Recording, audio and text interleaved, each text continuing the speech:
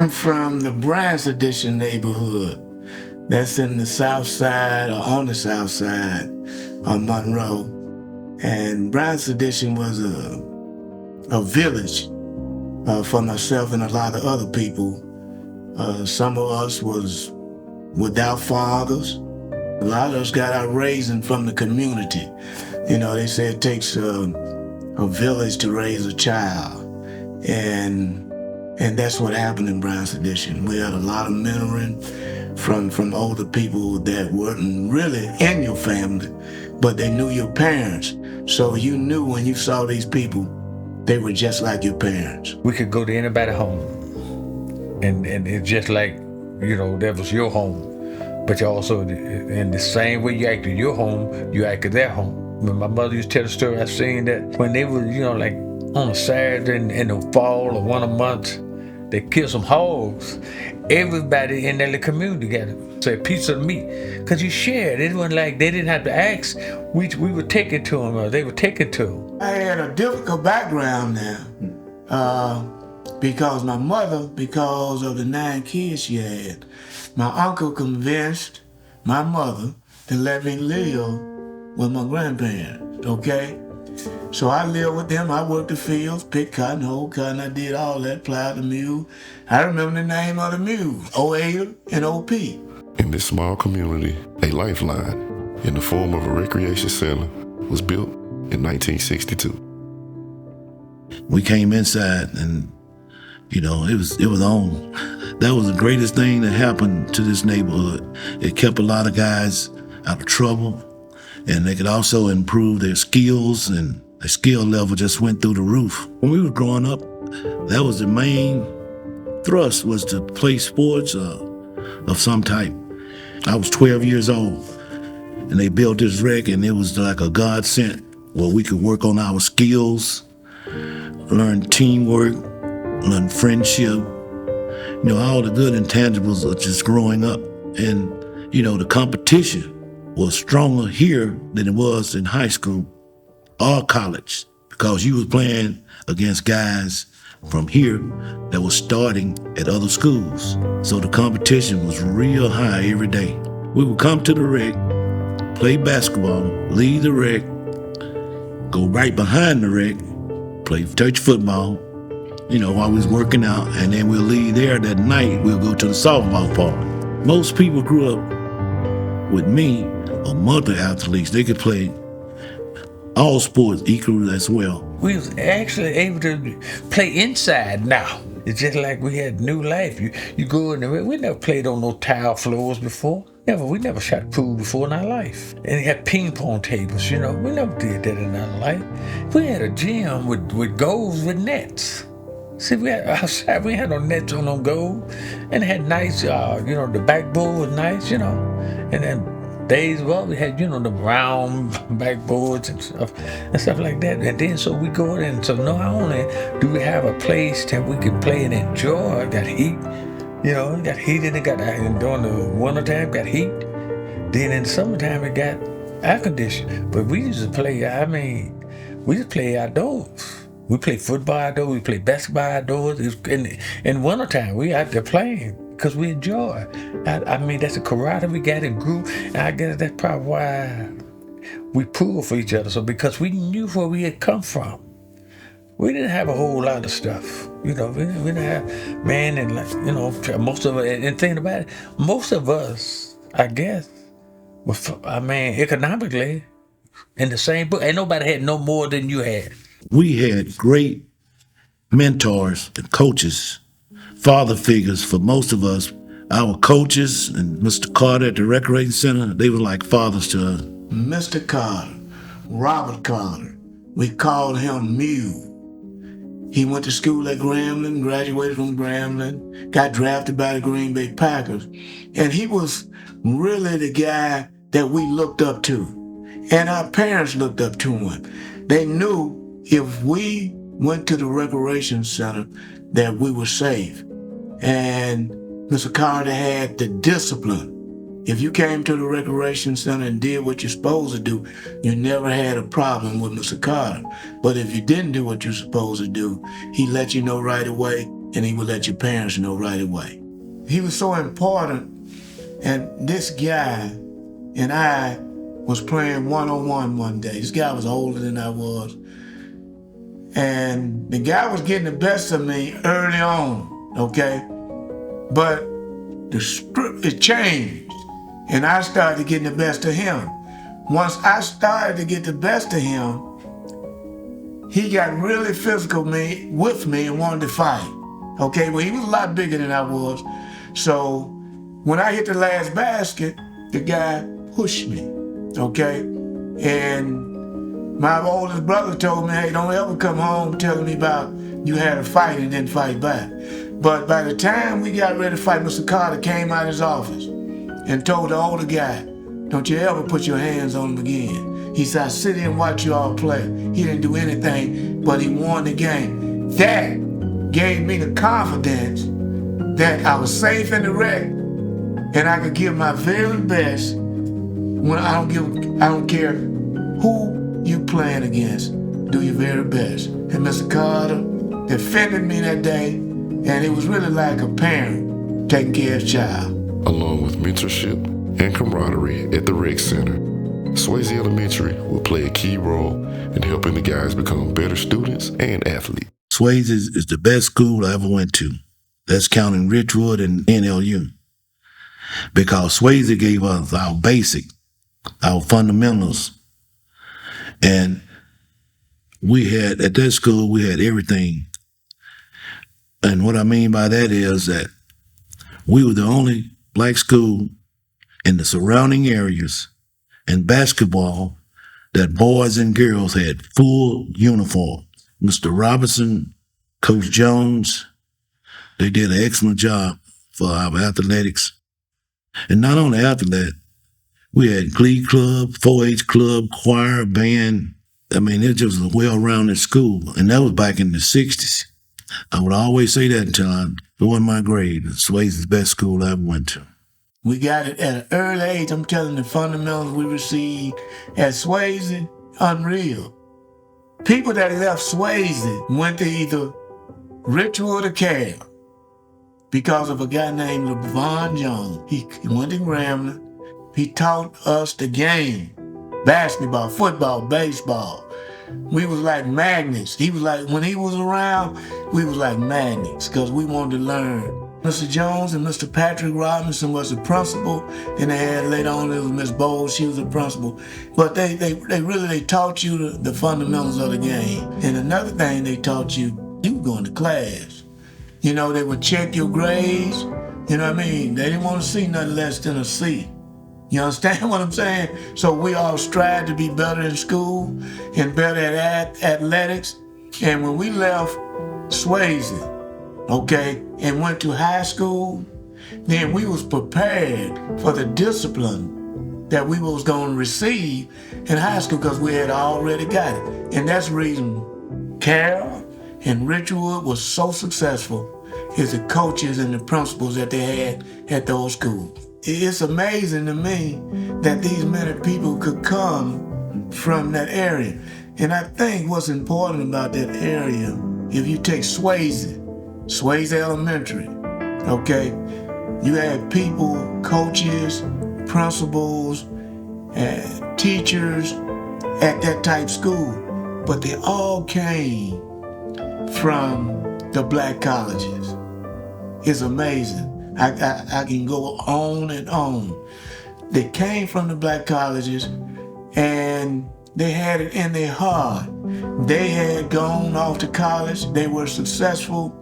So when they came back to these schools and these communities, they wanted to make young men successful. All of us had a taste of all of them.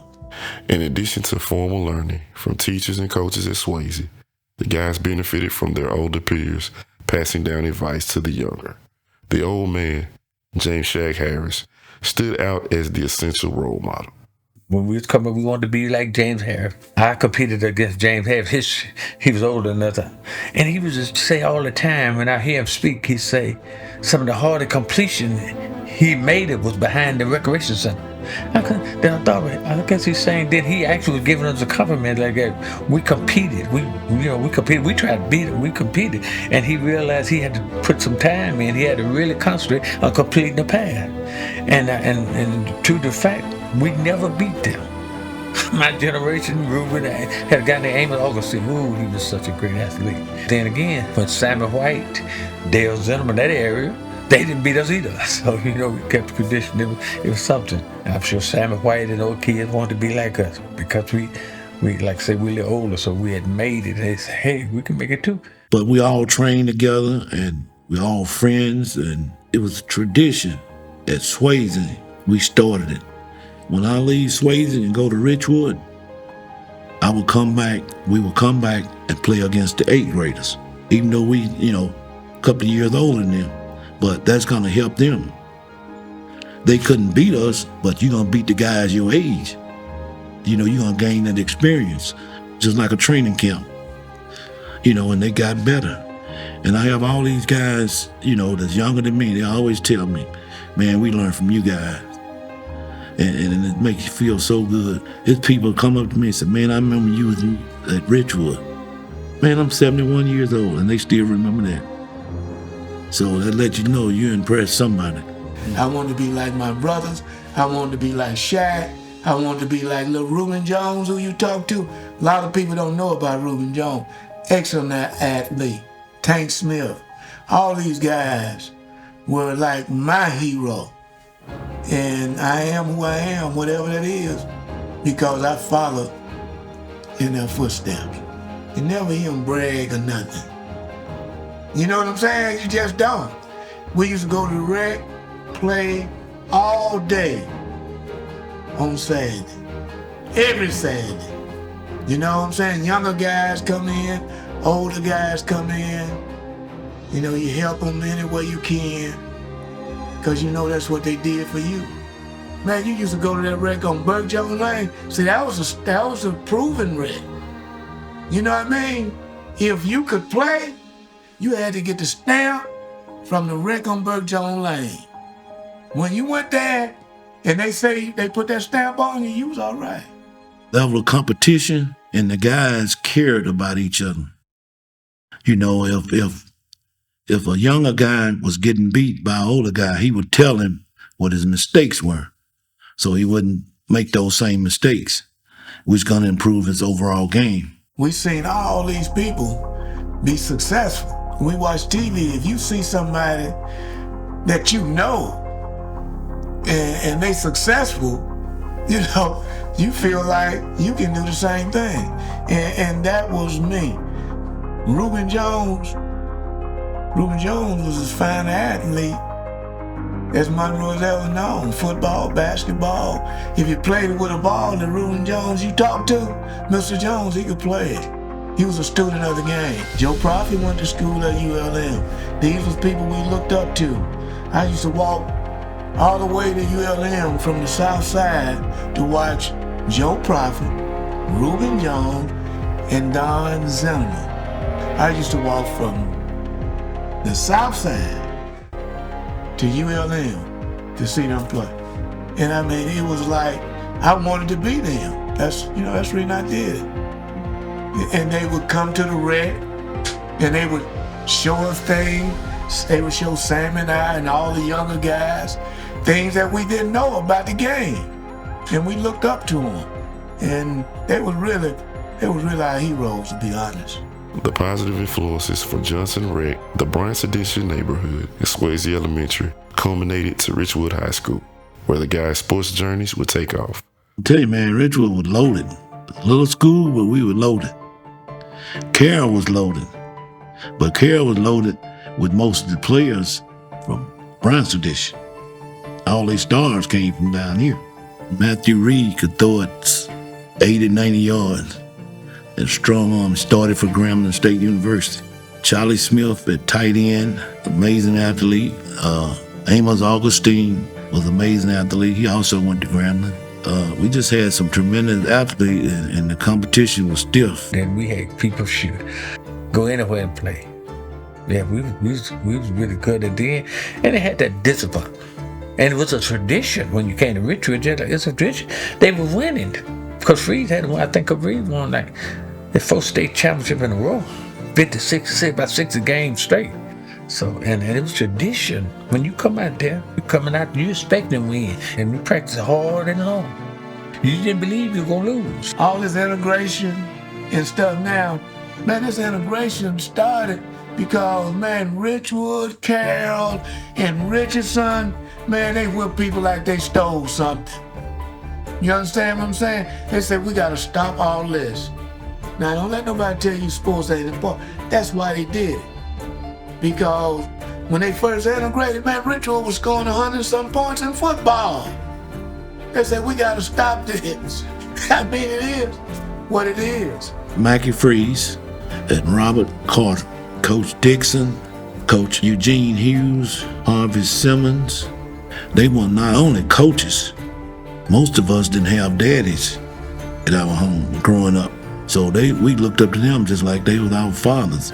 And they treated us as such. Mackie Freeze was the reason that Richwood was Richwood. Coach Freeze was young when he first came to Richwood. Coach Freeze would get in practice with his team. You understand what I'm saying? If he wanted to know if you was fast, Coach Freeze would race you. You know what I'm saying? He wouldn't ask you to do nothing that he wouldn't do, man. You know, and he tried to save you rather than suspend you. You know what I mean? And the parents trusted him. They hired him to build a program. He helped build the school and the program. He also was from Grambling. Not to be talking about Grambling, man, but Grambling was special. You had the legendary Eddie Robinson. His handprint was on all of this. He coached football at Grambling, basketball at Grambling, track. He did every baseball, he did everything. And all these people that was coaching in this area, we called Coach Robinson. It was Eddie Robinson. He sent his boys to Monroe. Dart Blade at Carroll was the head football coach. Mackie Freeze, head football from Grambling. Hershell West from Grambling. They cared about you, man. He was fair. He was firm. He played the best people. And he made a difference in my life because of my older brothers. My older brother was small. People thought he couldn't play. But Mackie Freeze gave him all the confidence. I was at practice today, he did it.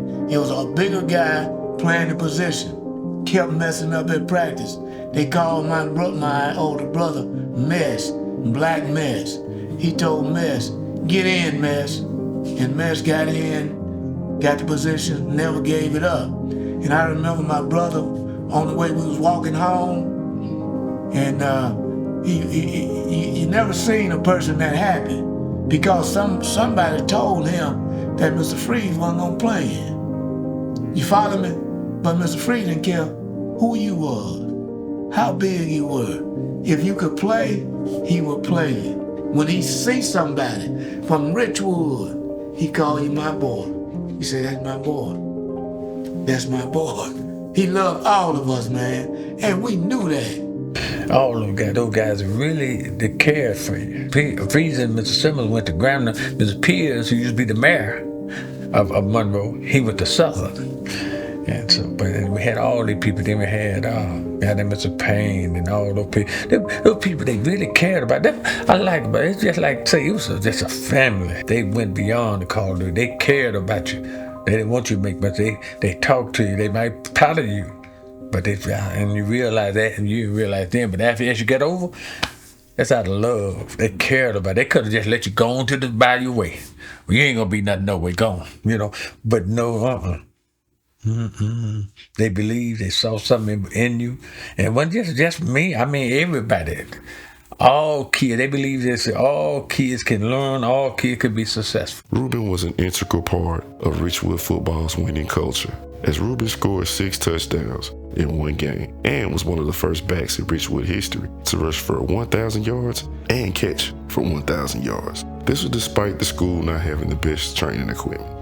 The training we had, we didn't even have a sled at one time, but we used to get to the bleachers, and you had to put your shoulder pad up on that bleach and pump your leg like you were trying to move those bleachers. And if you didn't dig a hole, you're gonna know about it because the coach gonna be on you. He know you ain't working. We did not have the weight programs. Like I said, we was just all natural. Just running and swimming and, just being active. And if we'd had the stuff these kids had today, ain't no telling how fast we'd have been. We'd have been faster, stronger. We just didn't have it. We loved the sports. We didn't play it because your mama wanted you to play it or your daddy wanted you to play it. We loved it because we loved it. And like I said, when you love something, you're gonna do good at it. You gotta wanna be the best. A lot of people call it being cocky. I call it being confident. If you don't have no confidence, you're not gonna achieve anything. That's what we did, and it paid off. A lot of us wouldn't have been able to go to college without a scholarship because our parents, they wasn't making the money to send us to college. During Richwood football's storied run, their consistent rival was Carroll High School.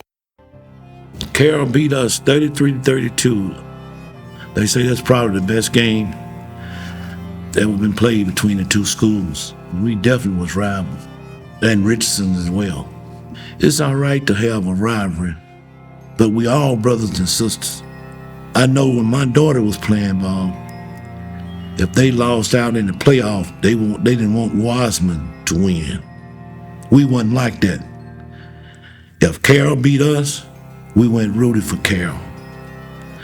If we beat them, Shaq Harris gonna be down to Richwood cheering for us on the next team. And that's what I would like for these young people to do. It's all right to have a rivalry, but don't make it a hate. We're gonna fight like, I don't know what. Dallas High now used to fight on the football field, and Saturday we come over to Rick like ain't nothing happened. And that's what I would like for these kids to do. Do not turn sports into hate, where you hate the other school or hate the other person at the school. Rubin's senior year would add an unlikely starter, who had up to that point only been Richwood's football trainer for their first 3 years of high school. Despite not playing until his senior year, Charlie picked up on the nuances of the game by observing practice and playing in the sandlot with his friends. I was a rugged type of person. I was not afraid to get hit. I didn't think about getting hit, and I never thought about getting hurt. You got a little something in you. And like say, all your friends played, all them are playing, so you want to be with them, and all of the idea, you hang with them, and I guess you're gonna pick up something from them, to see how they doing it. And watch, like I say, I was the trainer anyway, so I'm at every practice, I'm at every game, and I really didn't know what position I was gonna play. That spring, I went out there and they had me playing running back. They put me in the running back. I did pretty good, and it was coming out. I had a few skills, but the coach, I had Rubin Jones, I had a couple of guys that played running back before. So then they said, well, they ain't have a tight end, so they put me as a tight end, I could block a little bit, catch a little bit, and then so that now we don't have to alternate. Rubin and I wouldn't have to alternate. You got your 11 best people on the playing field at the same time, and that's how I got to be a receiver. To me, I never saw a fake friend in my group. They have some people that, pretend like they like you and pretend like they pulling for you. But it was a true thing. You could feel it. Somebody got hurt, you hurt too. You feel it for them. It was just real. It's for real, and I enjoy that time. I think about it, and I enjoy that time. Everybody pulled for you, wanted you to do good. Richwood High School was also dominant in basketball, Coming up under the likes of Rubin Jones and learning from Hershell West, Larry would take on the torch and continue to preserve Richwood's basketball glory. You can head yourself down the wrong road if you're not careful. You can go down the wrong road, and that happened to me briefly. But a guy named Hershell West, he was my sports hero in basketball. And he was good as any basketball player I had ever seen or attempted to play against. And he was a second-round draft choice. But at that time, they had a quota system. Wasn't going to be with so many blacks on the team. He was a second-round draft choice.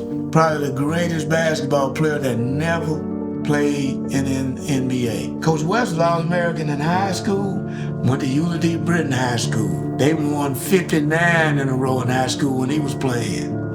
Okay, so he was some kind of player, man. He went to college at Grambling. Okay, he came to Richwood and became the basketball coach and the math teacher. And when I had that run in my life where, sometimes you think you can do what you want to do, but it's not the right thing, he intervened in my life. He noticed that I wasn't coming to school like I was supposed to.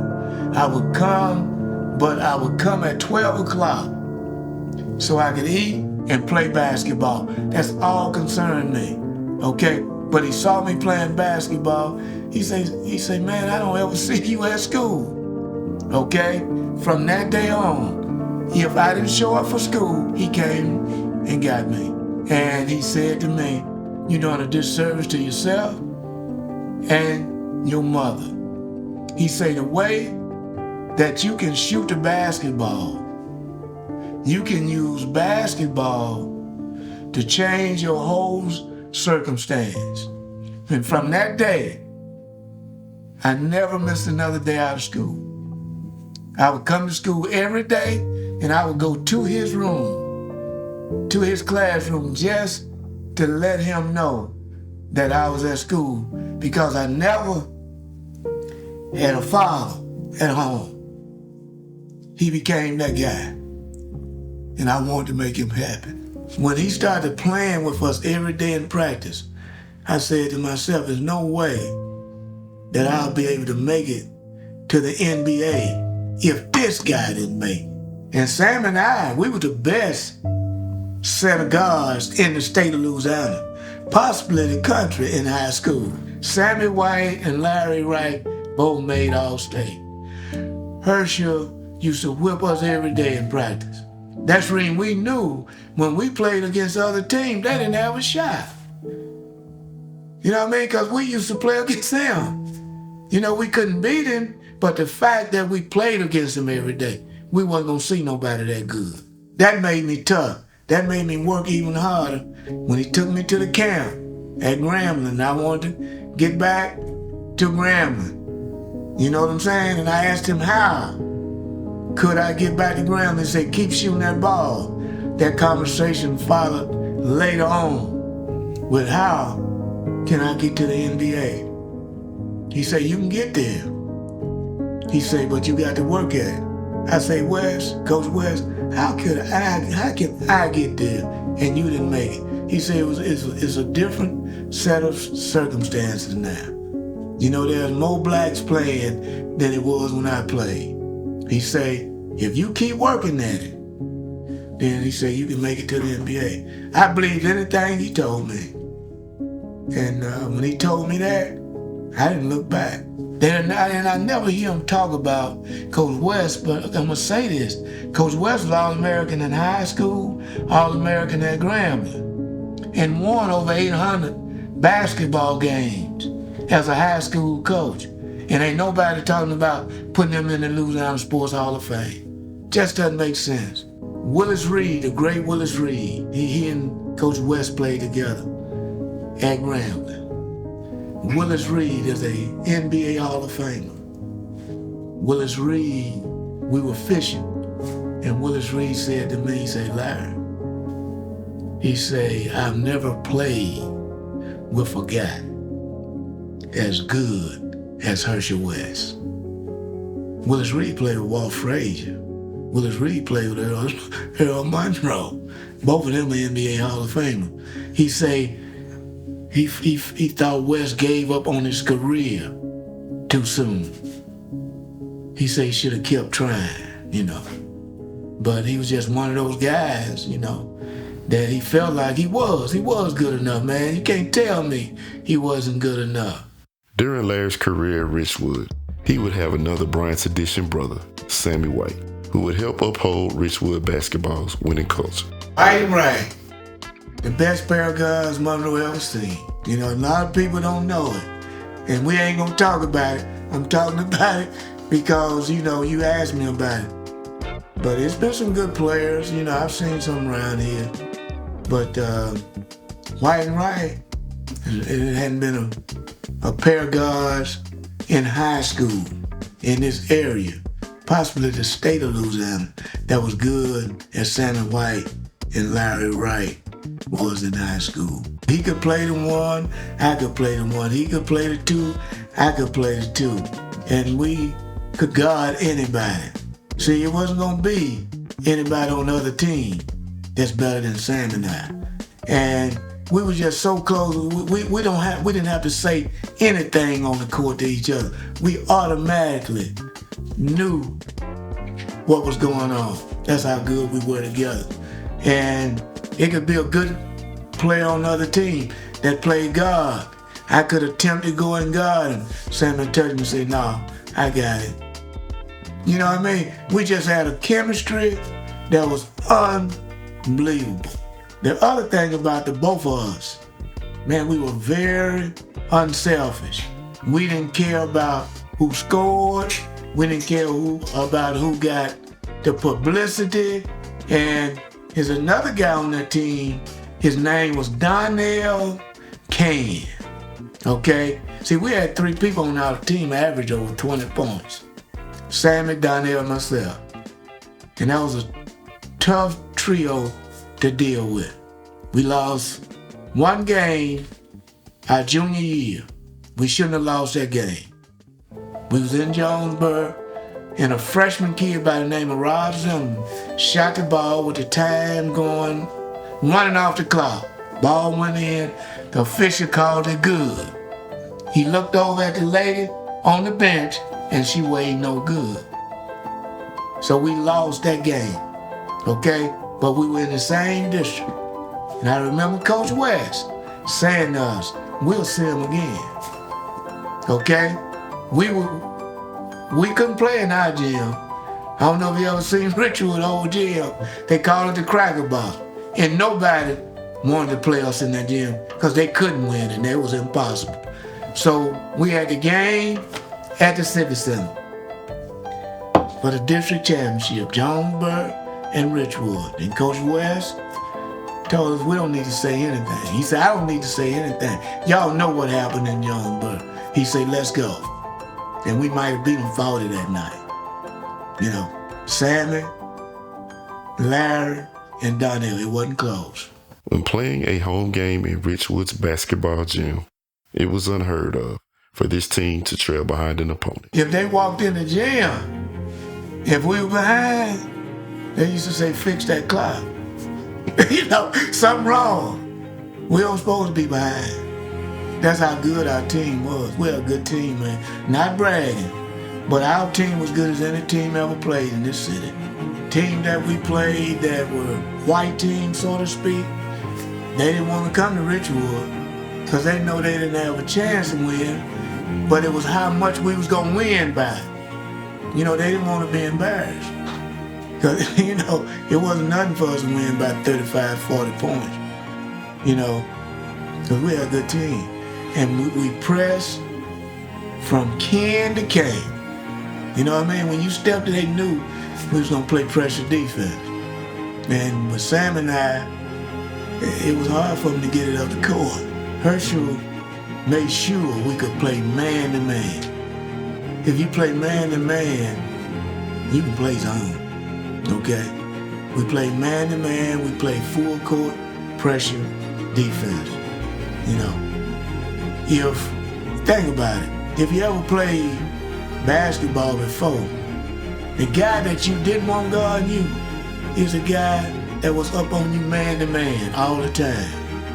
You never want that. And that's the way he explained it to her. He said, you don't want me pressuring you all the time. So we're gonna press the other team for 32 minutes in high school, okay? Now, after we got through going over our defense, then we worked on the ball handling, we worked on the passing, we worked on the boxing out, rebounding, but we got the defense down first. You know what I mean? Because defense gonna keep you in every game. You're gonna have a chance to win it. And you get the defense, then you get to the offense, you pretty much gonna win. Way more than you lose. Going into his senior year at Richwood, Larry was ruled ineligible, but Hershell West wouldn't allow Larry's high school career to just fade away. He didn't have to do anything for me. He didn't owe me anything.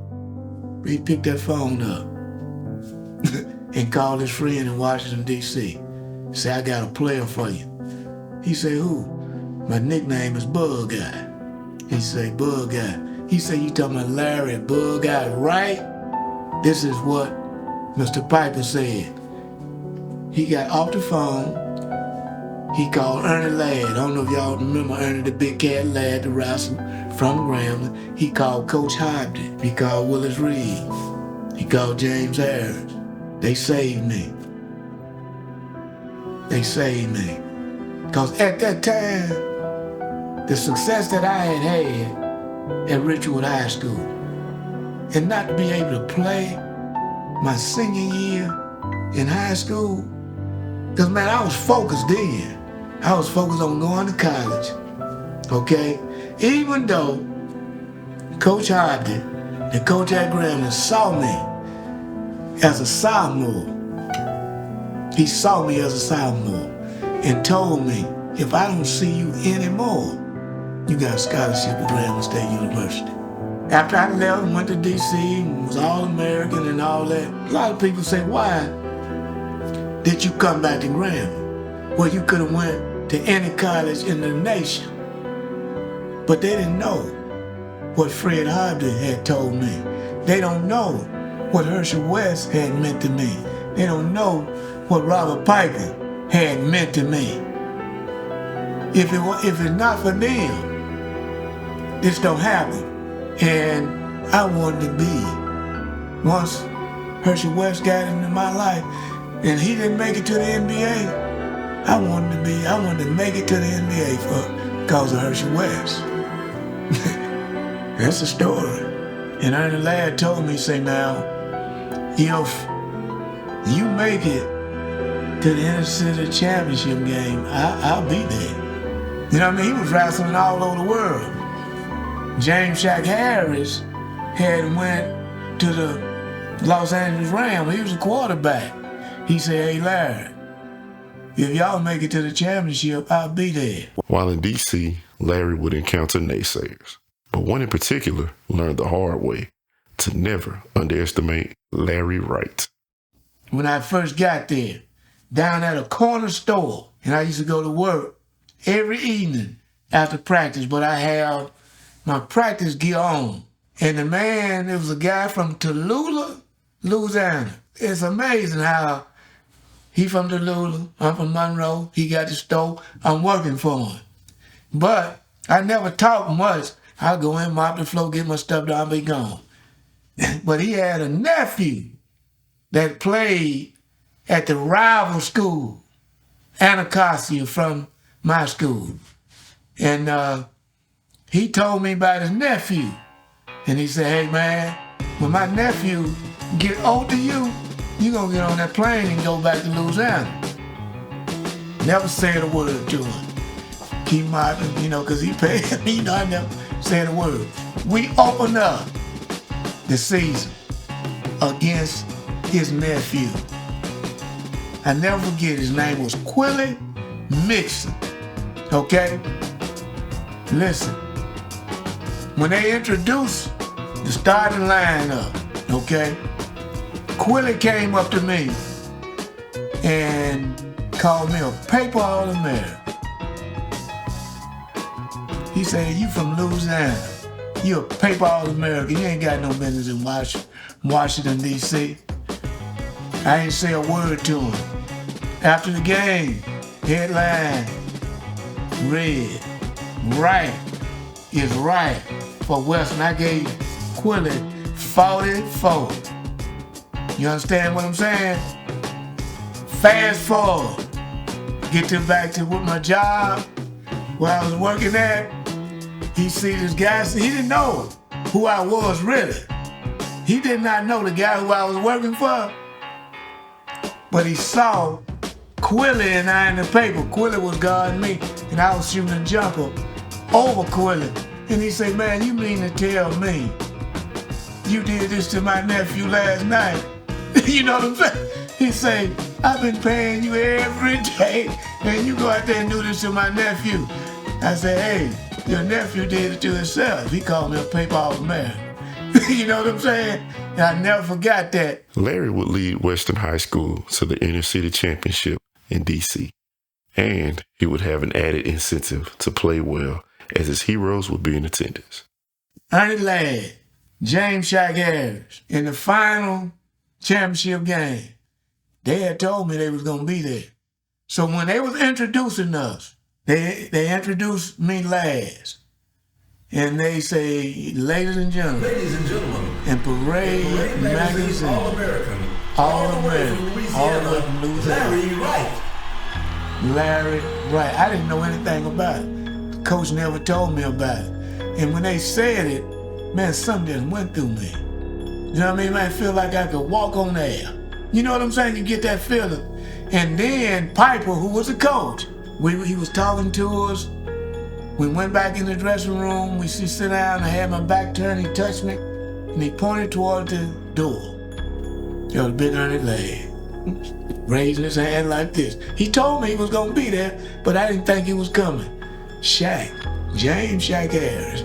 Last thing Shack Harris told me before we went out on the floor. He said, "Now, Larry," he said, "Now, you know, when I go back home," he said, "I want to get the boys at the report." He said, "Now it's up to you." Man, I rest my case. He said, "The boys at the rec gonna want to know. And I want to be able to give them the report." Hey, I gave him something to give him. He looked at me and he just simply said, he said, "You are." He said, "You are All-American. James Shack Harris."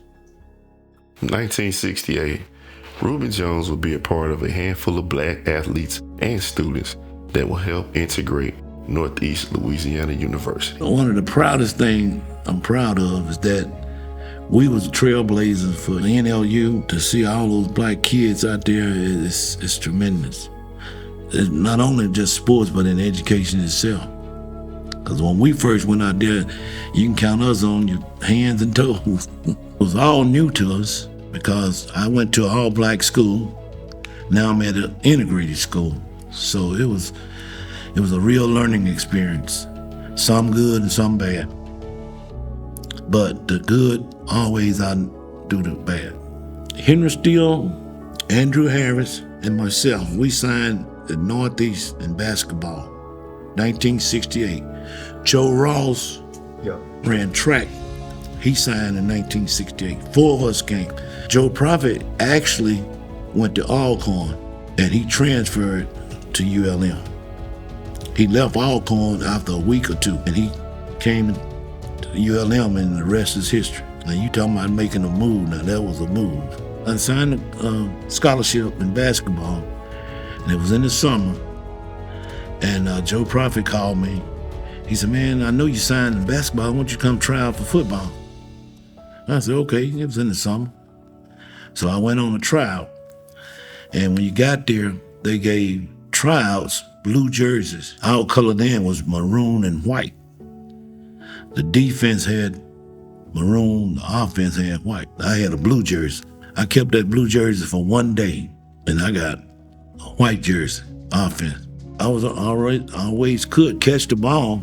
So coming from Richwood, being a running back and could catch, That helped me. Now, I switched to flanker back when I went to college because Joe Prophet was a year ahead of me. And I know they weren't going to start both of us in the backfield. So I either had a choice. Either sit on the bench for 3 years till he leave or switch position. So I could catch the ball, I switched position. And they moved the all-conference split end to tight end, and I started as a freshman at split end. The relationship at that time wasn't great because, it was right after integration, right? Yeah, we were just integrating. The relationship it grew, but it wasn't, when we first went there, it wasn't that good because it was new to everybody. When we used to go to we go to dinner, all the black guys used to sit together and all the white guys sit together. So the head coach told me, said, y'all mix up. And I think that's what started a better relationship because you got a chance to know the other guy besides the guys you already knew, which I think was good for the whole environment. In my first year, we didn't have a winning season. We was like 4-6. Sophomore year, we were 6-4. We turned it around. My junior year, we were 7-3. And my senior year, I think we was 5-5, something like that. Each year it got better because we started getting more black athletes in, and that improved the whole scenario of the team. At one time, I was the all-time leading receiver in NLU history in yards, touchdowns, and catches. And I'm not in the Hall of Fame. That is crazy. Anybody lead in all three major categories at any school, if they have a Hall of Fame, they should be in it. Now, the reason being, to me, I think all the old coaches that I played on, they gone, retired, or dead and gone. And, it just never did happen for me.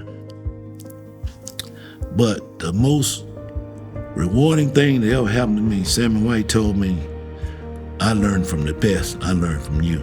And that was greater than any Hall of Fame honor that I could get, coming from a great player like him. While Rubin was on his way to NLU, Charlie would end up at Grambling. But in the beginning, it wasn't a for sure thing. Actually, now, I did not want to go to Grambling. Actually, Coach Rob came to sign me. I was at the rec. But thinking about it, I was afraid to go to Grambling. Because you hear about Grambling, and they got the big old guys. I only played football 1 year, right? So I said, shoot, I ain't ready for that. They got the big old guys, and you hear about it. I never forget Mr. Carter. We said he came to Amos Augustine. He came to pick up me and Amos, a guy named Daniel Kelly. Coach Rob came to the rec. And like I say, if you want to find somebody, go to the rec. And Coach Rob came, he was coming. I slipped out the back door of the rec. I jumped the fence, the back fence. I ain't want, man, I ain't going to Grambling. I'm scared to go over there. Because they big old guys, I ain't want to go to Grambling. But it got to the point, I never forget, it got to the point where they Amos down there, all they went, and I still hadn't gone anywhere because I was thinking about, had the school named Marshall University up in Huntington, West Virginia. And I sure had things work. I'm glad I didn't go there. That school, I got a letter from them and sent off, but I guess they never called me back and wrote back or whatever. I hadn't gone to the place, so I would go down to Richwood when they practice. I would go down there and help them out a little bit, practice with. I never forget a guy named Mr. Simmons. He wanted to coach it. He said, I'm sure this is what I love, the love. He said, what you doing here? I said, well, he said, look, you go to Grambling. You go over there, tell Coach Rob that if we send you over there. Henry he gave Henry, I don't know, $5-6. Take him to Grambling in the morning, and you tell Coach Rob, I send you over there. Guy named Mr. Harvey Simmons. I went over there. So I went over there, and like I say, he went to Grambling, and Coach Free went to Grambling and tell him that I'm from Richwood, so they know we got some athletes. And that's how I got to Grambling. Charlie's first year at Grambling would be a redshirt year because of the established talent on the team. Once again, like I say, I only played 1 year, so I did not. But I never thought about that way. All I say is that I'm gonna give it the best shot I have. Hard work had never been a problem for me. I'm gonna hustle. I'm gonna try to do because I enjoy winning, and I think it was ingrained in me. Just hustle. Just do what you can do. I learned as I would go on every practice. I would learn a little something as the years going, got better and better. Yeah, I learned. And heck, I was gonna play anyway. They had Charlie Jonah, all pro. He's pro. He's Hall of Famer. See, like he ever got tired. Practice. You do what you can do, and let the chips fall for they may. I would always hustle. It wasn't today say I got to do this so I want to start. That wasn't a big thing for me. I'm trying to make the team. I can get a free education, and it just what happened. My performance put me in the position.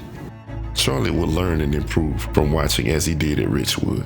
After redshirting his first year at Grambling, he would start all 4 years. We played Texas Southern. I guess I remember that because that was my senior year. The year before, we played Texas Southern, and oh man, I got knocked out. Halloween night.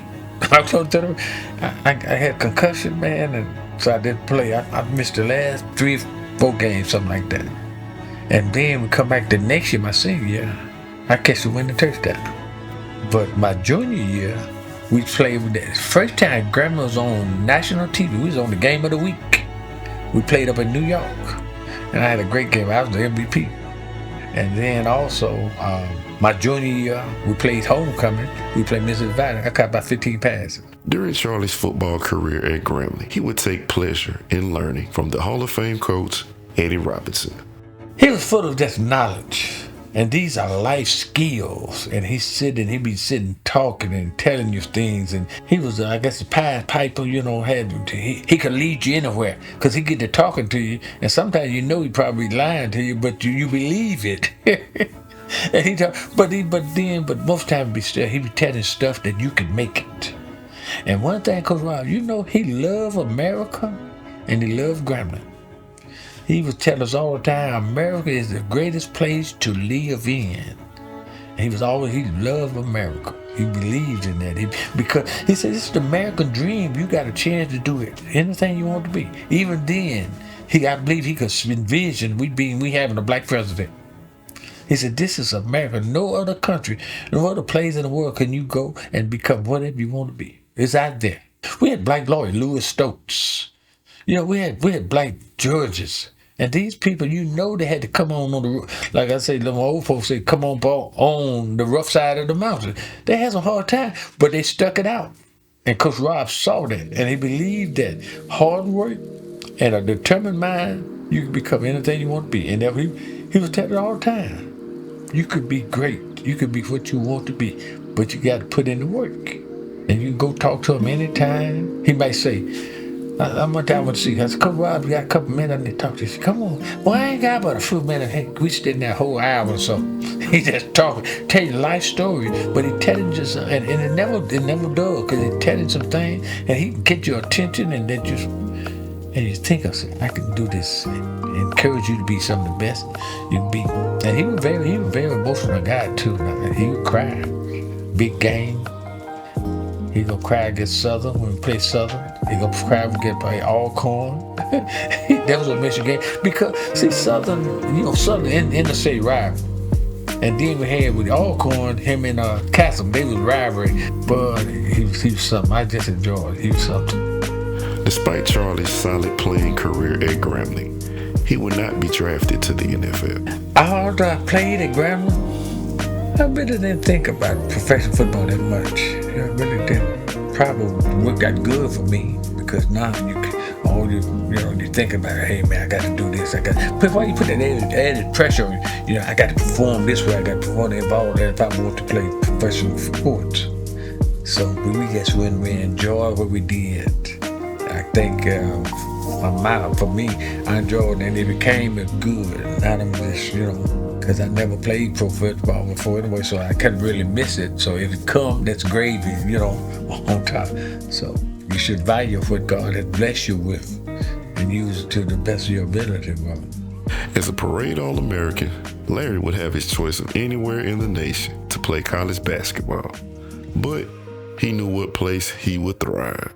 When I visited ULM, they had a big sign up, welcome home, Larry, you know. When I visited LSU, same sign. People that my mother worked for, trying to deter me, you know, from going to Grambling. None of it meant anything to me. Because the guy at Grambling saw me as a sophomore, and he says, "You're bald." And Hershell West went to Grambling. Like I say, if it ain't for Hershell West, man, I ain't sitting there doing this interview. I can tell you that. It was Hershell West. If it was good enough for Hershell West, it sure was good enough for me. Day one of practice at Grambling, Larry would lead, even as a freshman. In 3 years at Grambling, I never lost a sprint. Because I felt like, hell, if I lost a sprint, you know, I was going to lose the game. You know, that's the way I saw it, you know. You know, the guy, that position, I don't want to say I took, but I replaced. You know, the guy, he jumped me one day in practice. You know, my mama say don't start the fight. She say, but you better fight back. You follow me? Yeah, so he saw, you know, that no, just because, no, we fought. You know, man, listen, I ain't out here to fight. I'm out here to play basketball, but I'm not finna let you hit me. He named me the captain as a freshman. Larry's first game at Grambling, he felt like he belonged. I was confident because I knew I had been taught well. As far as I was concerned, I had been taught by Hershell West. You know, guys were bigger and stronger. You know, I had to prove myself a lot, even in practice, you know. But hey, I felt like I had been tested. You know what I mean? Everything that had ever happened to me in my life, whether it was personal, whether it was on the court, I bounced back. You know what I mean? And that gave me the confidence. And the first night at Grambling, we played. You know, I knew I belonged. I felt like I belonged. I got 30-something that night. My first college game, I got 30-something points. Not that, you know, that meant so much, but, you know, this is my first college game. Hershell West was at half court. Man, I didn't know whether I was playing at Grambling or Madison Square Garden. Yeah. That's where it felt. Things like that, but I couldn't have got that nowhere else. I got that from the great Eddie Robinson, man. Support. People coming from Monroe to see me play. Every time we played, West was sitting at half court watching me. You feel me? Yeah. No, I couldn't have got that nowhere else. We played the SWAC tournament my junior year in the Civic Center. We beat every team from Mississippi right there in Monroe Civic Center. Hey, all my folks there, man. Everybody. I'm part of everybody from Monroe that night. You follow me? I couldn't have got that nowhere else. That's why I went to Grambling. Yeah, I want my mama to see me. Yeah, I wanted my brothers to see me. I want my family to see their little brother. That's why I went to Grambling. And got a degree, master's plus 30 from Grambling. And if I had to do it all over again, the old Grambling, how we love dear Grambling. Ain't nothing like it. Ain't nothing like it. Being at Grambling was similar to being in Bryant's Addition, and how they took care of you as a family does. They made sure you were special. You know, the teachers would, you know, help you. Yeah. You know, it wasn't on. You was going there. I went to class. Yeah. I went to class, man. Every week we could come in at 4 from on the road, man. I was going to class for 8 o'clock. I wanted to get me a degree. You know what I'm saying? Well, I majored in health and physical education because I always wanted to be a coach now. That's what I wanted to be. Even more so than a professional athlete. I wanted to be a coach early on because of Coach West. Then after that, I said, man, I want to be a principal. Took the classes and took the test, passed the test. So, because I know you can't play forever. You know, prepare yourself for after the game, you know. put yourself some money away, but you want some money to keep coming in, you know. Coach Eddie Robinson would also have a major influence over Larry's basketball career at Grambling. Coach Robinson, you know, he made every game, basketball game. He'd watch your game. And what he'd do, he'd come in there, he'd say, hey, cat, go get you some water. So go get me some water. He said, go get you some water. Now, we done already practiced 3 hours. He said, hey, cat, go get you some water and come on back out here. He said, I got a couple of things I want to show you. That's the great Eddie Robinson. You know what I'm saying? Hey, man, that meant something. That meant something to me. Coach Robinson showing me something about the game. And when we played Jackson State, they had 2 first-round draft choices, Eugene and Purvis Shaw. And I never forget this. They had a big spread in the paper. The Shaw boys, they was ranked maybe number 1 or 2 in small college at the time. It's coming to Grambling tonight. And what they was gonna do. Man, Coach Robinson called me after shoot around, called me in his office. He said, Hellcat, you know, that was his favorite word. He said, Hellcat, they talking in the paper about them damn Shaw boys coming to Grambling and what they gonna do in Grambling tonight.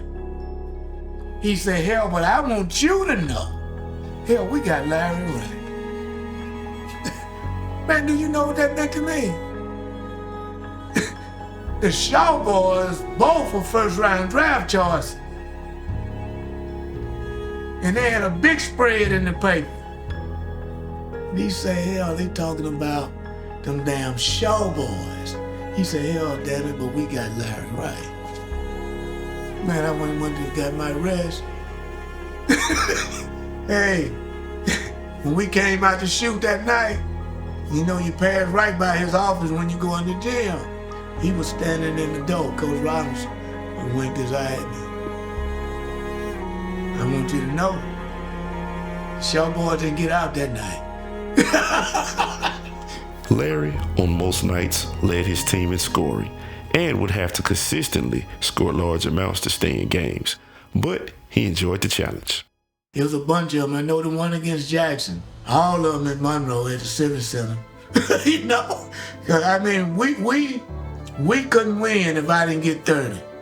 You know, like that SWAC tournament. You know, they had picked Jackson to win that SWAC tournament. So I had to play over and above, you know, to win. It made me work harder because I remember we went to Atlanta.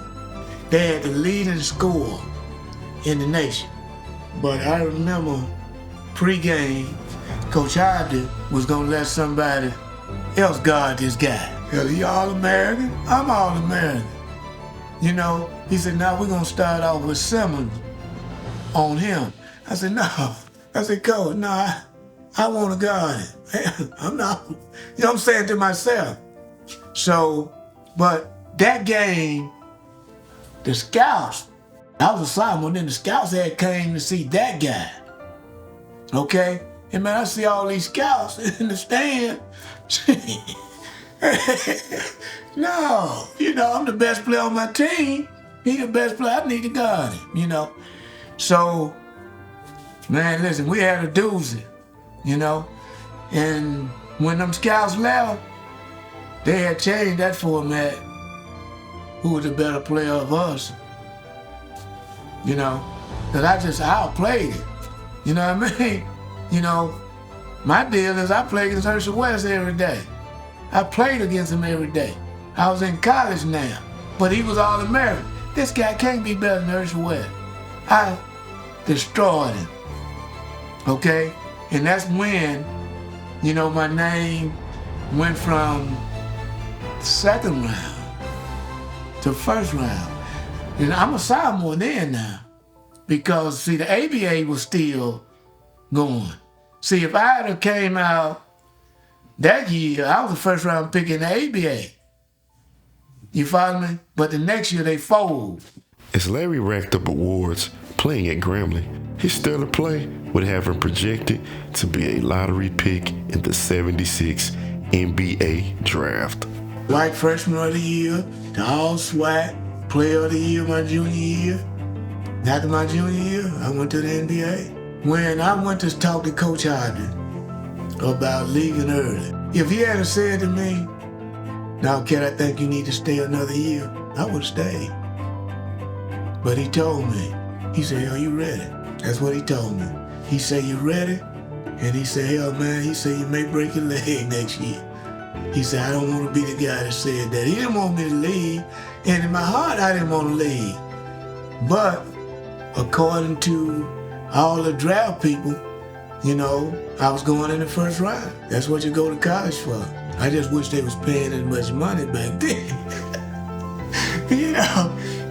But, to be picked in the first round from Monroe, from a family of 9, all that meant something to me, because when Hershell told me standing in the door at Richwood, and I asked him, I said, "Man, you think I can make it to the NBA?"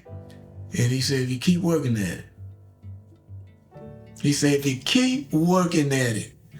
After graduating from Grambling, Charlie went undrafted, but would have the chance to sign with the NFL team as a free agent. Seemed like about an hour after the draft was over, I was in the girls' area with my girlfriend at the time, and Coach Rob, and he the one told me that the Rams wanted to talk to me, wanted to sign me, because we had a guy named Tank Young who worked with the Rams, who played at Grambling. I talked to him, and so that I think that weekend, Charlie would arrive to the Los Angeles Rams training camp to try and make the team. And they had these guys, that professional, they've been playing for years, and I was hanging in with them. After a couple of weeks, I said, "Daggone, I'm hanging with these guys. I can play." Because really, when I went there, I said, "Oh, well," the attitude when I went to the Rams, I said, "Oh, heck." I said, "Well, I'd go up there for a couple of weeks and I'd be on back home." Because actually, the strange thing was, a guy named Harold Jackson, who used to play with the Eagles. He played with the Eagles. He's from Jackson State. And he was all pro. And so I signed with the Rams. And guess what? That summer, they traded for Harold Jackson to go. I said, "Oh, shoot." I said, I thought I had a chance. Now, so I don't have a chance, because they got Harold Jackson. Now they got all these different receivers. Because I'd never forget. I remember they had this guy named Jack Snow. So, during that time, he was sort of like, he was their great white hope. And Jack Snow. They had a guy named Dick Gordon, had a guy named Lance Rensel, another white guy, had a guy named Joe Sweet, and they had a couple of the guys that was there. And then he bring Harold Jackson in, said, "Shoot, I ain't gonna keep 4 or 5 receivers." So hey, I don't. I said, "I'm going there, I'm gonna do my best, and I'm gonna do the best I can do." With seemingly divine intervention, Charlie would have an ally and mentor in his Bryant edition hero, James Shaq Harris, who was his QB in training camp. And the thing about it, James Harris was there too, and every time we was in the huddle together, chances are, who you think he gonna throw the ball to? He gonna throw it to me. And I was doing good. So then I thought, I said, "Man, I'm doing just as good as I can play with these guys. I can play here." And I think that sort of lifted me up when I saw that I'm competing, and I'm competing good with them. So I said, okay. So that gave me some encouragement too. And then, like I say, I look at these guys, and like I say, Notre Dame. I'm competing a guy from Notre Dame. And then they got Ohio State, all these big guys. I said, "Daggone, I'm beating these guys. These guys play different, and I'm beating them. I'm catching passes on them." So I say, well, and that's what I say, it's not where you go, it's what you do while you're there. Charlie's NFL experience with the Rams would be short-lived, as he was cut by the team. But he was reassured that despite his setback, he was a legitimate NFL receiver. I was good enough to make the team. Matter of fact, the coach told me, I never forget, he told me I made the team. He's doing a training camp. He told me, about a couple of weeks ago before season, so he told me I made the team. Then the week of the week of the first game, I never forget, it was September the 13th on a Thursday. They let me go, told me I had to let me go. So I was good enough to make the team, but for some reason, and he told me, I didn't ask for it, he came and told me, when he told me, the head coach over there. So then, after I turned in my book, he saw me walking back, he said, "Charlie, come here." He said, what did I say? He told me, I'll be releasing. And he said, well, we can keep so many. And, it's strange when he hit me. I said, no.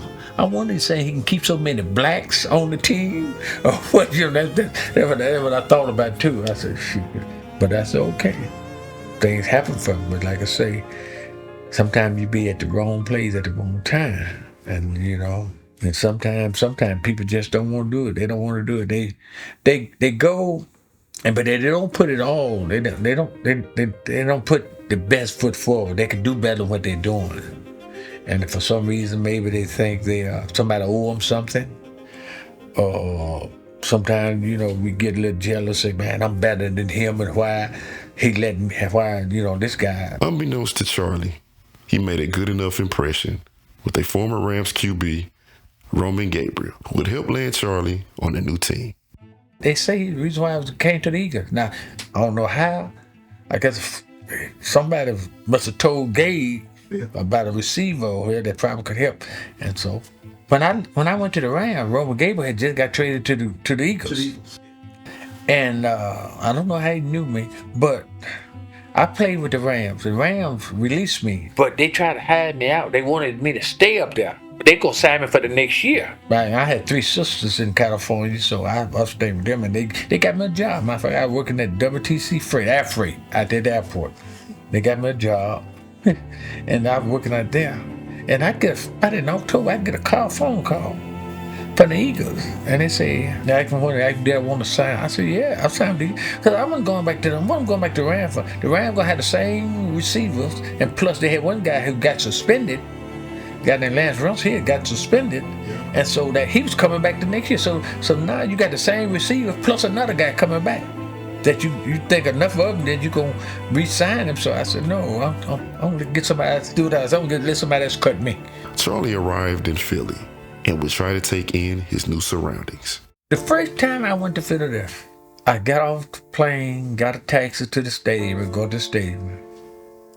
And I look around, I said, this is a big old ragged city. That's what I see. Big old ragged city. And I really didn't like it. But my first few years, I didn't really stay in Philly. I stayed in New Jersey. They call the Walt Whitman Bridge. You cross the bridge and you're in New Jersey. Just like Monroe, Westboro. Cross the bridge in Westboro. And so like they were just that close. So I played my first stay in a little place called Blackwood. It's sort of like rural. It's sort of, I like that. I like that, You can go out there and see some corn, pumpkins, and all that.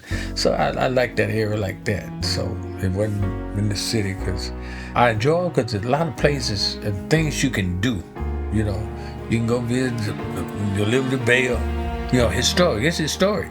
Go to museums and stuff. Shoot, a lot of places. Go shopping, restaurants. Had a place called the Bookbinders, one of the best seafood places. They say I really went into seafood myself though, but we wasn't winning a whole lot.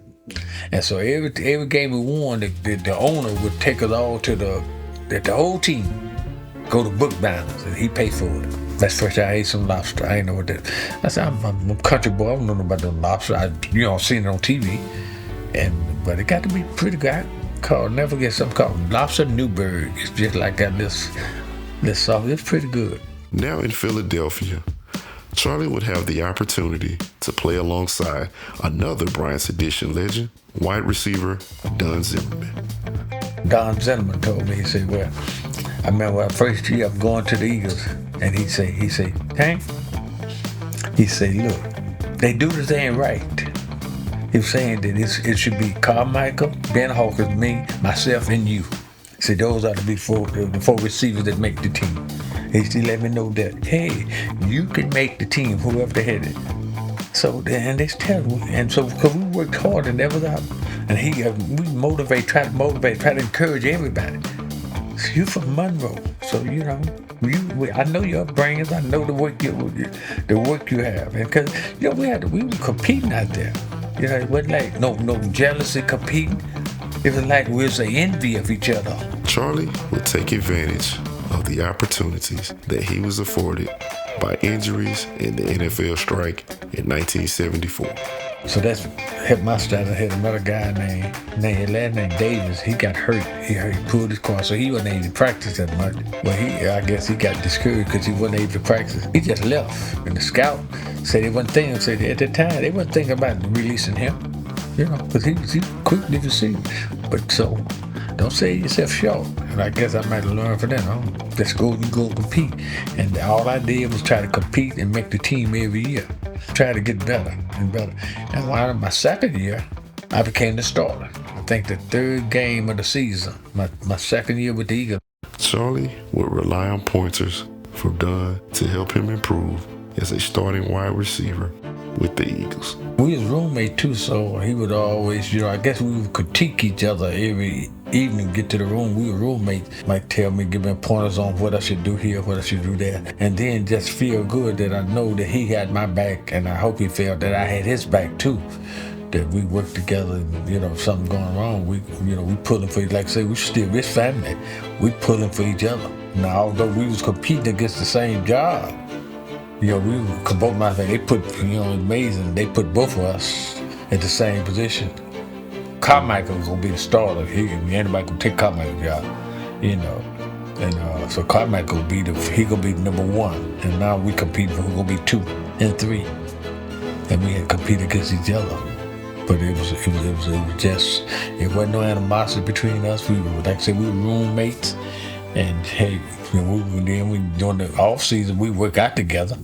During his career with the Eagles, Charlie's experience at Grambling of playing with Jim Gregory, the first white QB at Grambling, will come to the airwaves in a TV movie titled Grambling's White Tiger. He came my second year there, and he was like the first white quarterback, first white player, really, and. Get finished with the meeting, we go upstairs in the dorm, and he's there. He made it. Jane Gregory. And somehow we got to be really good friends, because I guess he was a quarterback. He's a quarterback, and I was a receiver. So, a lot of times he didn't get too much practice. So we'll work out together, and we got to be really good.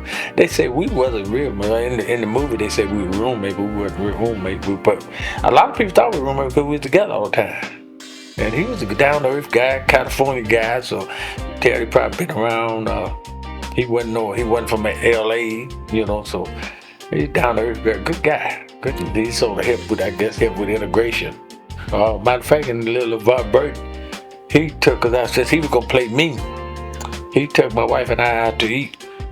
We want to just get to talk and see what, see my thinking and all that. But it's strange, I didn't see the movie until about maybe 20 years after. And finished with the movie during the football season. So we was playing. We had a Monday night game. So the movie came on that Sunday night, but we had meetings, so I didn't get a chance to see the movie.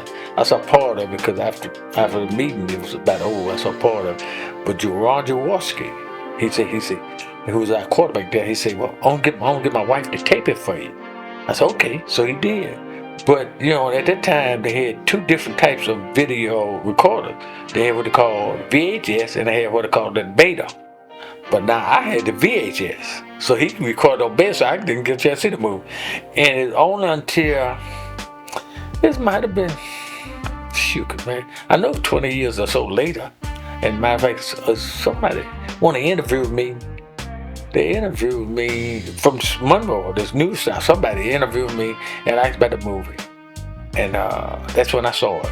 He said, I said, I've never seen the movie. So he brought a copy of it, and we sat in the gym and then in the classroom, and we watched the movie. That's the first time I ever seen the movie.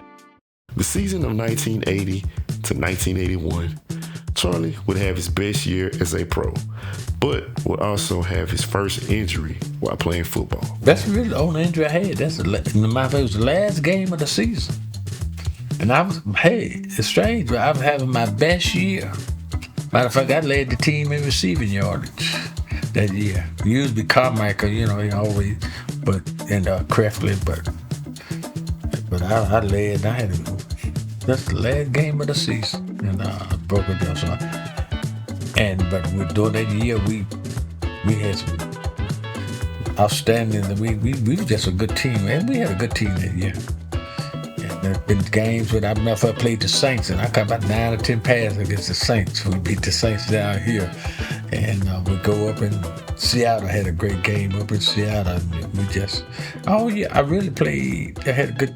I'm like I said, that's the best year I had. With having his best individual season and being on an all-around great team, the Eagles would make it to the Super Bowl in 1980 to face off against the Oakland Raiders. Now you get that feeling that I finally made it. I mean, if you're in the NFL, epitome is to play in the Super Bowl. Everybody wants to play in the Super Bowl, and that's it. And now when you get there, you say, we're one of the two best teams in the NFL. They got 32 teams, and 30 of them were sitting at home watching us play. And so then you're on national TV too. Everybody get to see, it's everywhere, all over the world, they're watching the Super Bowl. And they watching us, and we get a chance to play. There again, like I say, they announce where you're from. Number 85, I'm from Charlie Smith. I'm representing Monroe. I'm from Grambling. I'm representing Grambling. And we was in the Super Bowl. I actually played with my jaw broke. I had my jaw wide up, man. I'm not playing in the Super Bowl with jaw broke. That's people they were saying, what? You gonna play? Yeah, I'm gonna play. I said, what gonna happen? They gonna break my jaw? It's already broke. so I thought, now that game, I thought we could beat the Raiders. We had played the Raiders during the regular season.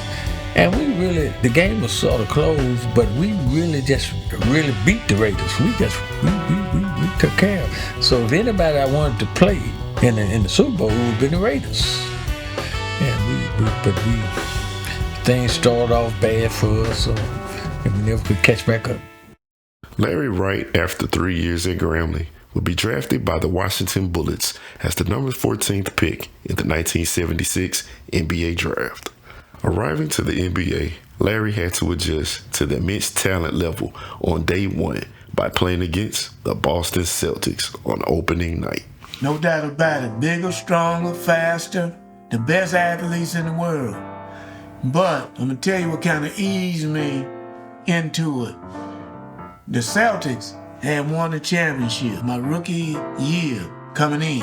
Okay, they were the champion. Phil Chenier and Dave Beam were the guards of the Bullets. Okay, we opened up in Boston Garden, and they introducing the Celtics. And the first thing I thought, I said, man, you from Monroe, Louisiana. You in Boston Garden. I'm looking at the banners. I'm looking around, and I said, one thing I know is in common, what I got in common with Boston Garden. Hell, Bill Russell is from West Monroe. That's the way I'm thinking. He's from West Monroe. I looked up and saw this, all the memorabilia about Bill Russell. And man, I wasn't expecting to play that much that night.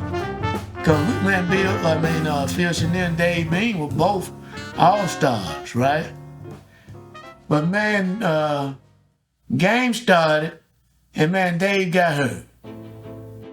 That's my first professional game in Boston Garden. Dave Beam get hurt. Dick Martin looked down at me and called me. Man, I got out my stuff. Man, I'm standing on the floor, on the parquet floor. About this most famous floor in the history of the NBA, They got JoJo White, all-star guard, Charlie Scott, Dave Carroll. They had a good team, championship team. But hey, said to myself, you in the NBA. You don't need to be out here respecting nobody. Okay? They had picked Boston to beat us that night, because they was champions. Man, listen here. That was my first game, regular season game. I don't know exactly how many points I had, but it was 20-something. Okay? We beat the Celtics. I played JoJo White. You remember JoJo? JoJo was a bad dude, man. That nigga stop on the dime, give you 10-cent change. So we played a lot. We played back to back. We played them in Boston that night. We beat them. We playing them in Capitol Center, our home plate. The next night, we beat them again. So, I said to myself, you can play with them. You know what I'm saying? You can play with them. And Wes, Coach Wes had always said, man, you can play with anybody. This is before I even went to him. He said, you can play with anybody.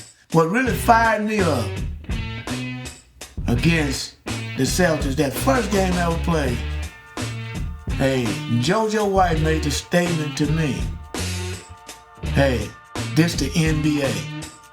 This not the swag. I put some on JoJo's ass that night. Excuse me for saying that. And the following night, he made a statement to my teammate. The next night I had 20-something also. He made a statement to Dave Bean, who had got hurt, that, hey, he was a rookie last night, but he ain't no rookie tonight. I'm going to put something on him tonight.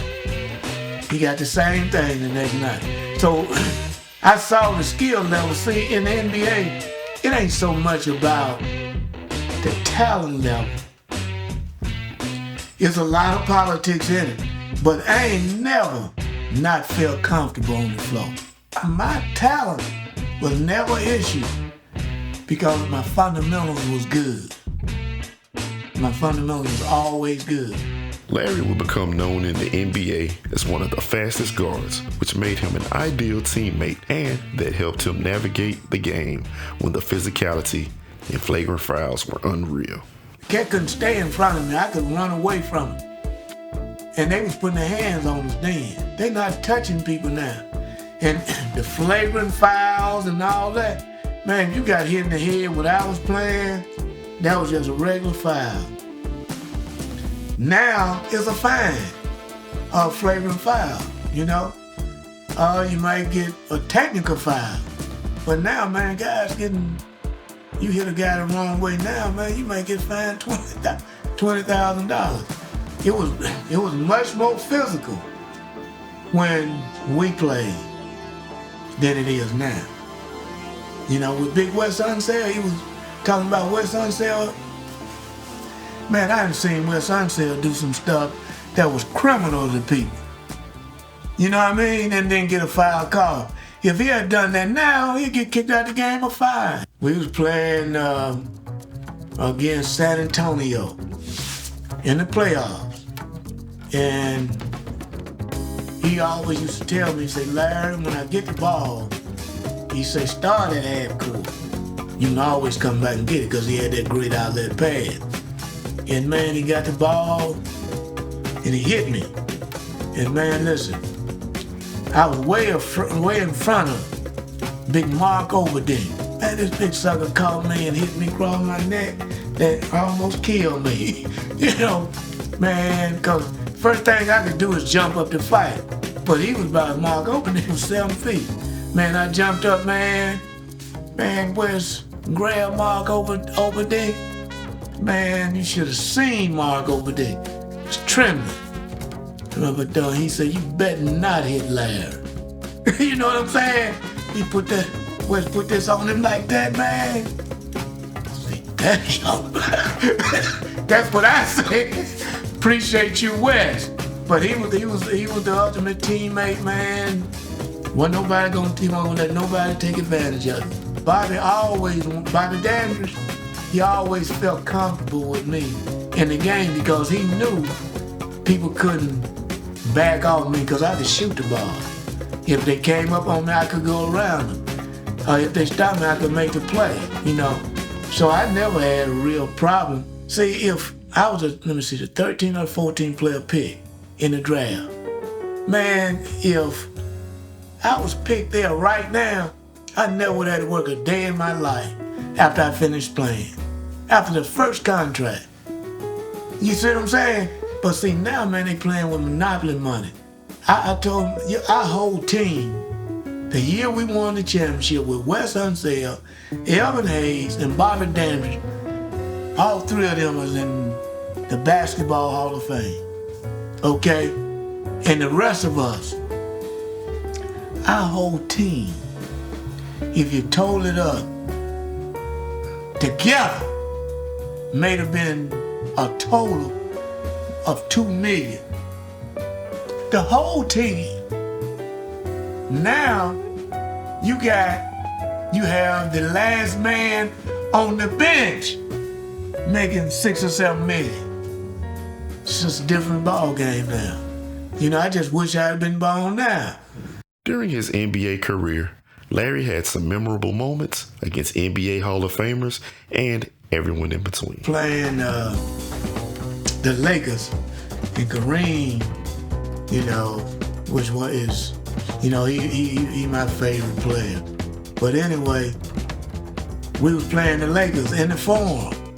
And, man, Kareem is real tall. He really taller than you think he is.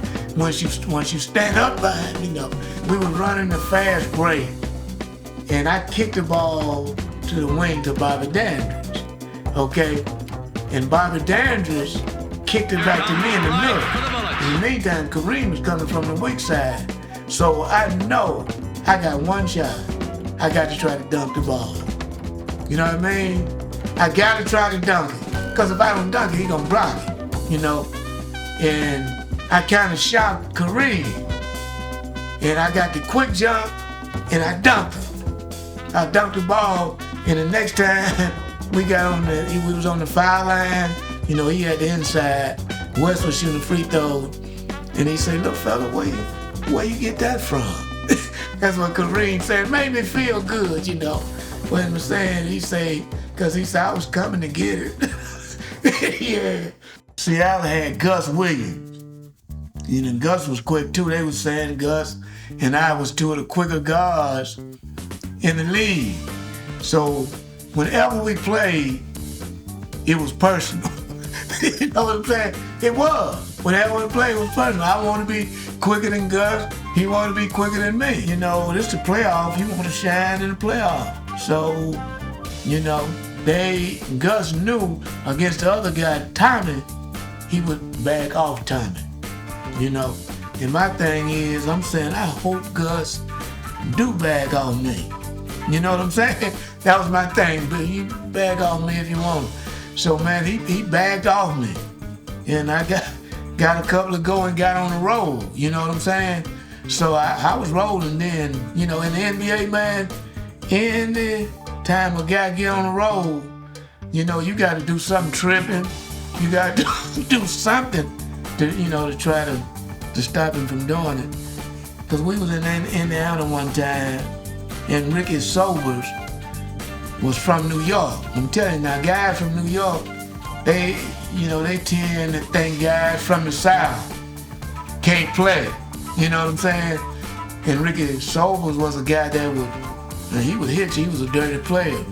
But for some reason, that type of guy I always did well against, because I was never scared of him. And I might have had 43 on Ricky Sobers because he punched me in my stomach. Referee didn't call it. And after that, I went off on it. You know what I mean? As in high school, college, and now in the NBA, Larry was always a championship winner. And this would continue in the NBA as he was an integral rotational guard on the 1978 championship Bullets team. The following year, in Game 1 of the 1979 NBA Finals versus the Supersonics, Larry would have one of the biggest games of his NBA career. Yeah, Bobby Dandridge, they had called another play. The play was supposed to be for Elvin Hayes, okay? But we saw they defensive set was to take Elvin away. So Bobby, and I, like I said, I had been on the road. Bobby wanted me with the ball anyway. He didn't want Elvin with that ball. So when Bobby had the ball out of bounds,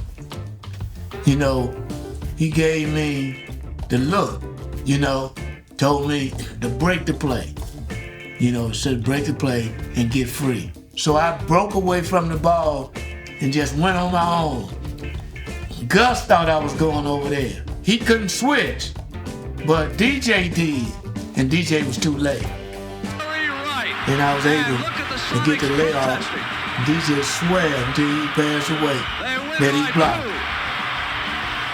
When I say G, I told him D, The ref say you foul. Yeah, DJ was a hell of a player, man. A super player. And when I went to the free throw line, I had 3 to make 2 out of them this all that. We won that game in the final. We won that game. See, the year before we beat them in 7. After several years with the Washington Bullets, Larry was traded to the Detroit Pistons. After his tenure in Detroit ended, Larry would turn his sights to play overseas basketball. Then Detroit didn't want to guarantee the last portion of my contract. Hey man, I had some kids. You follow me?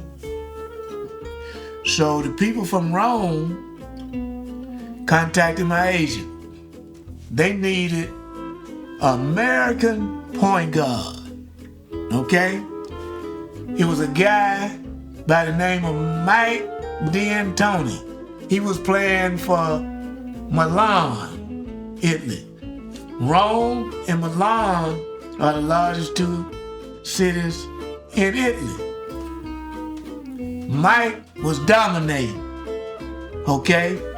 Rome, to compete against Mike D'Antoni, a lot of people don't know this story, they needed an American point guard. They called my agent, okay? The guy came to Monroe.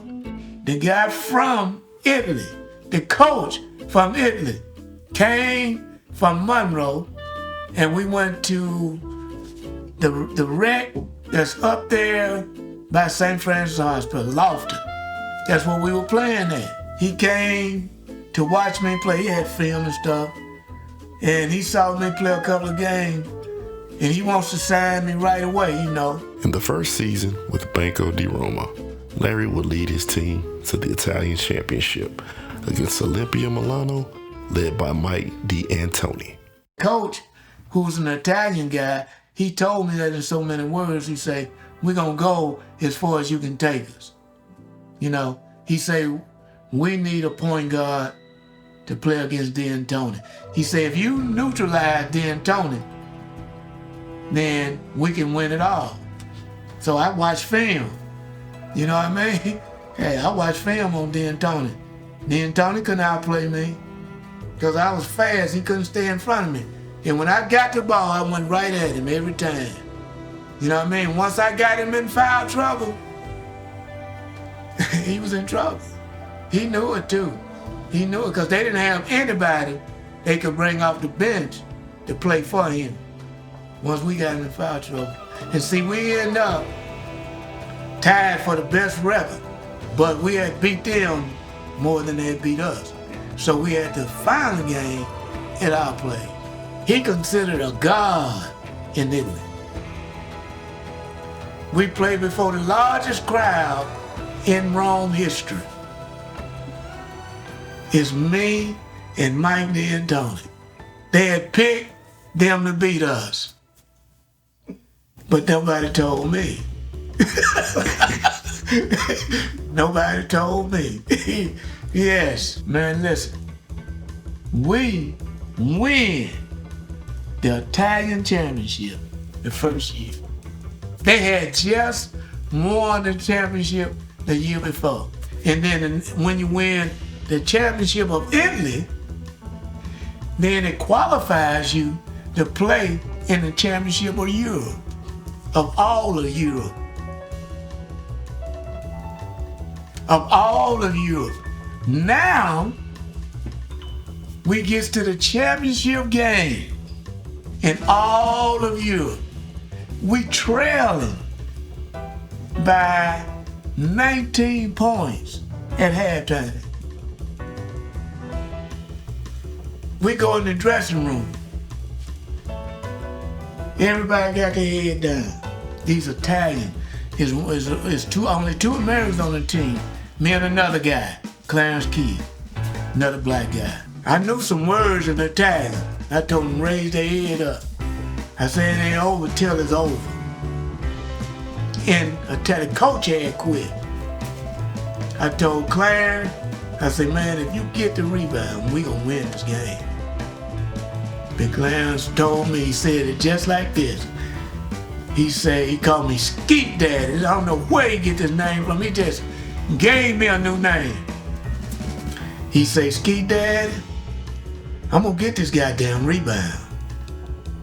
And I ain't giving it to nobody but you. We were down 18 or 19. We came back and won it.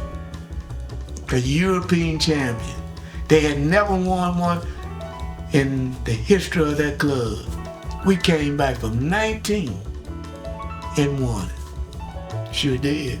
After playing professionally in Rome and Udine for over 6 years, Larry would have the opportunity to scout for the New Jersey Nets in '96. Scouted from New Jersey. Willis Reed was the general manager then. I scouted from New Jersey. I did some scouting for Seattle, and I did some for the Bullets. Yeah. But that scouting, I'm going to tell you, the best thing I liked about scouting was, you get a chance to see a lot of players. But man, when I scouted Kobe Bryant, man.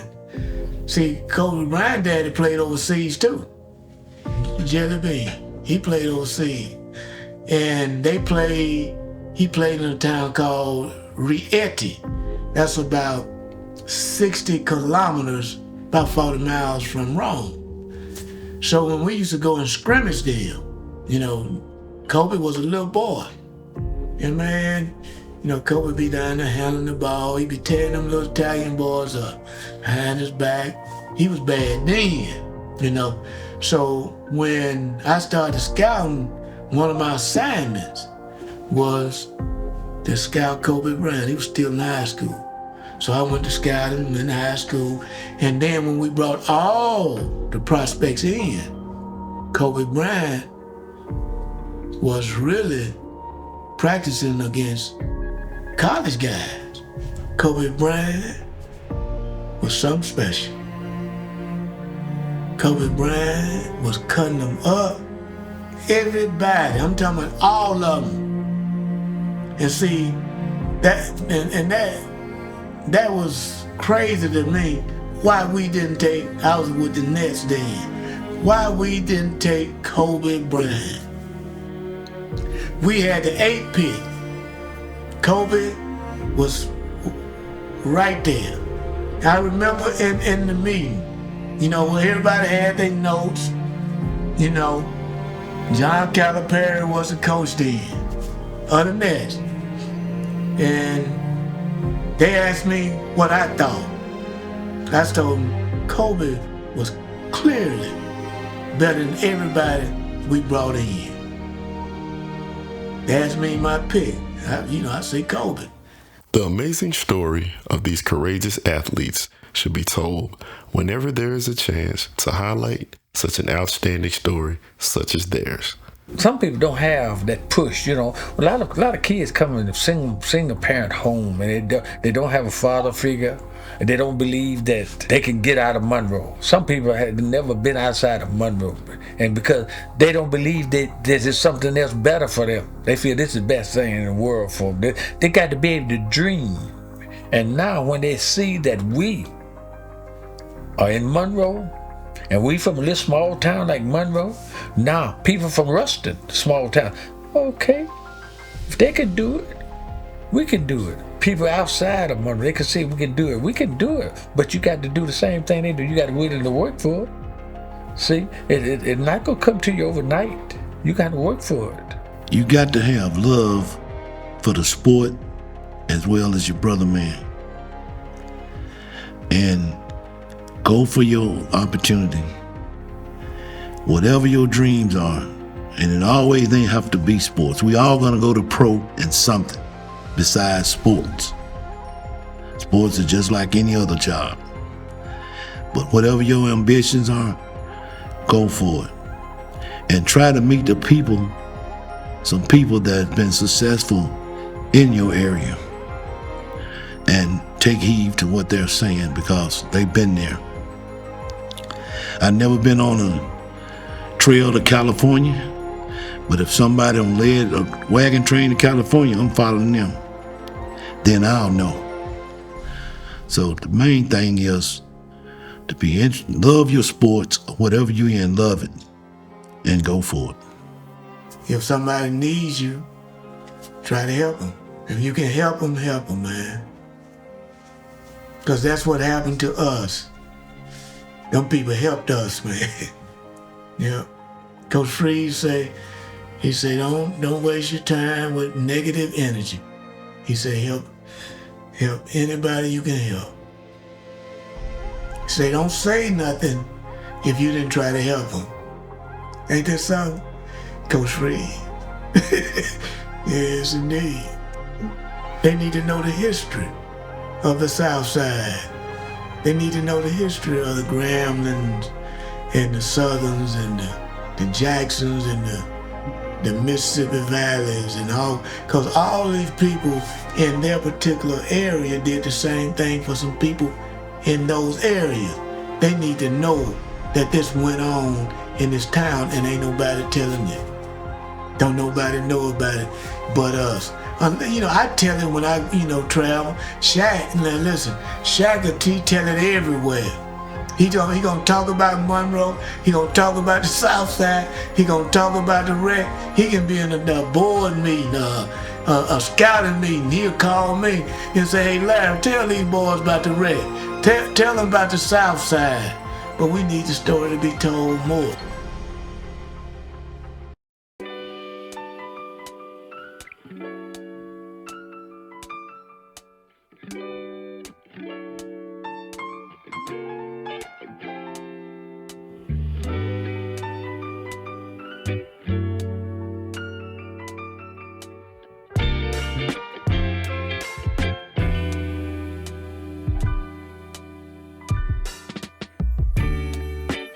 We've come so far since we began this life. Been through the trenches, seen so many ups and downs, like we've been